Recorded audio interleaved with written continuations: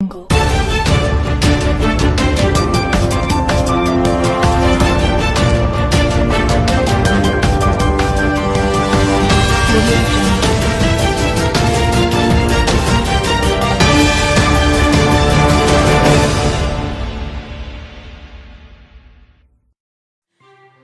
ଦେଶରେ ଏବେ ନିର୍ବାଚନ ସମର ଚାଲିଥିବା ବେଳେ ବଙ୍ଗୋପସାଗରରେ ସୃଷ୍ଟି ହେଲାଣି ଚଳିତ ବର୍ଷର ପ୍ରଥମ ସାମୁଦ୍ରିକ ବାତ୍ୟା। ଏହାର ନାଁ ରଖାଯାଇଛି ଫନି।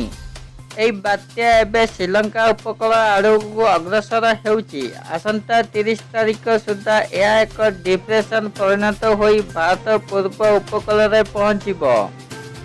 ଏହା ଉତ୍ତର ତାମିଲନାଡୁ ଓ ଦକ୍ଷିଣ ଆନ୍ଧ୍ରପ୍ରଦେଶରେ ଉପକୂଳ ଛୁଇଁବ। ଏହାଦ୍ୱାରା ଆସନ୍ତା 30 ଏପ୍ରିଲ 1 ମେରେ ଉତ୍ତର ତାମିଲନାଡୁ, ପୁଡୁଚେରୀ ଓ ଦକ୍ଷିଣ ଆନ୍ଧ୍ରପ୍ରଦେଶ ପ୍ରବଳରୁ ଅତି ପ୍ରବଳ ବର୍ଷା ହେବ। ଏଥିପାଇଁ ଭାରତୀୟ ପାଣିପାଗ ବିଭାଗ ପକ୍ଷରୁ ଏହି ରାଜ୍ୟଗୁଡ଼ିକରେ ରେଡ୍ ଆଲର୍ଟ ଜାରି କରାଯାଇଛି। ମତ୍ସ୍ୟଜୀବୀମାନଙ୍କୁ ସମୁଦ୍ର ମଧ୍ୟକୁ ଯିବା ପାଇଁ ବାରଣ କରାଯାଇଛି। ଏହି ବାତ୍ୟାରେ ବିଶେଷ ପ୍ରଭାବ ଓଡ଼ିଶା ଉପରେ ସମ୍ଭାବନା ନାହିଁ, ତେବେ ଦକ୍ଷିଣ ଓଡ଼ିଶାରେ କେତେକ ଅଞ୍ଚଳରେ ସାମାନ୍ୟ ବର୍ଷା ହୋଇପାରେ ବୋଲି ଜଣାପଡ଼ିଛି। ମାଗଣା କଲିଂ ପରେ ଏବେ ଜିଓ କରିବ ଆଉ ଏକ ବଡ଼ ଧମାକା। ଶସ୍ତାରେ ମିଳିବ ବ୍ରଡବ୍ୟାଣ୍ଡ ଲାଇନ୍, ଟିଭିର କିମ୍ବ ଅଫର। ଆପଣଙ୍କୁ broadband, landline phone, DTH connection ପାଇଁ ଅଲଗା ଅଲଗା ବିଲ୍ ପୈଠ କରିବାକୁ ହୋଇଥାଏ। ସମସ୍ତ ବିଲ୍ ଅଲଗା ଅଲଗା ଭାବେ ପୈଠ କରିବା ପାଇଁ ଅସୁବିଧା ବି ହୋଇଥାଏ। ଏଥିସହିତ ଅଧିକାଂଶ ଟଙ୍କା ବି ଖର୍ଚ୍ଚ କରିବାକୁ ପଡ଼ିଥାଏ। ଏପରି କ୍ଷେତ୍ରରେ 3ଟି ସର୍ଭିସ୍ ଆପଣଙ୍କୁ ଗୋଟିଏ କନେକ୍ସନରେ ମିଳିଯିବ। ତେବେ କେତେ ସୁବିଧା ହୋଇଥାନ୍ତା ବୋଲି ଆପଣ ଭାବୁଥିବେ। ତେବେ ଆପଣଙ୍କୁ ଏହି ଖର୍ଚ୍ଚ ଖୁବ୍ ଶୀଘ୍ର, ଆପଣଙ୍କ ଇଚ୍ଛା ଖୁବ୍ ଶୀଘ୍ର ପୂରଣ ହେବାକୁ ଯାଉଛି।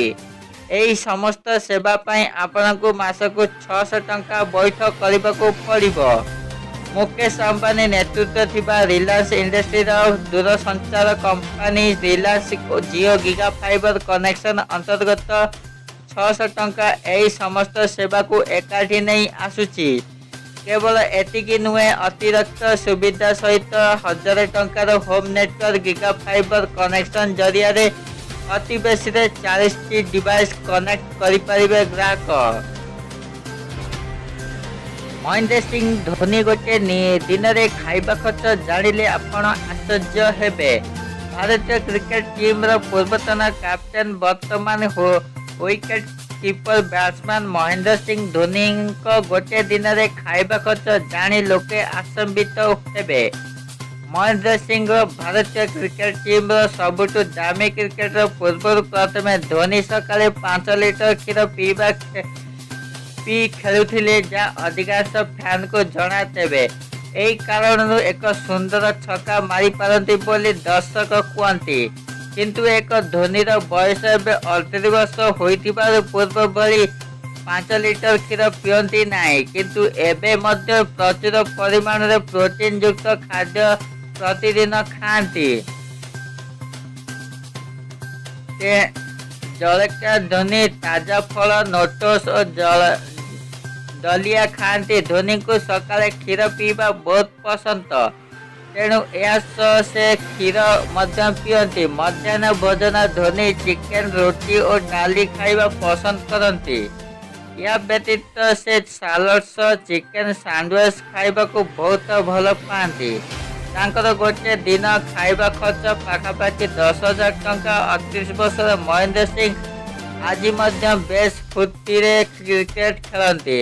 ୱିକେଟ୍ ମଧ୍ୟ ଏମିତି ଦୌଡ଼ି ଲଗାନ୍ତି ଯେ ଯୁବ କ୍ରିକେଟର ମଧ୍ୟ ତାଙ୍କ ସାମ୍ନାରେ ଫିକା ପଡ଼ିଯାନ୍ତି। ଆଶା କରୁଛି ଫ୍ରେଣ୍ଡସ୍, ଏହି ନ୍ୟୁଜ୍ଟି ଆପଣମାନଙ୍କୁ ନିଶ୍ଚୟ ପସନ୍ଦ ଆସିବ।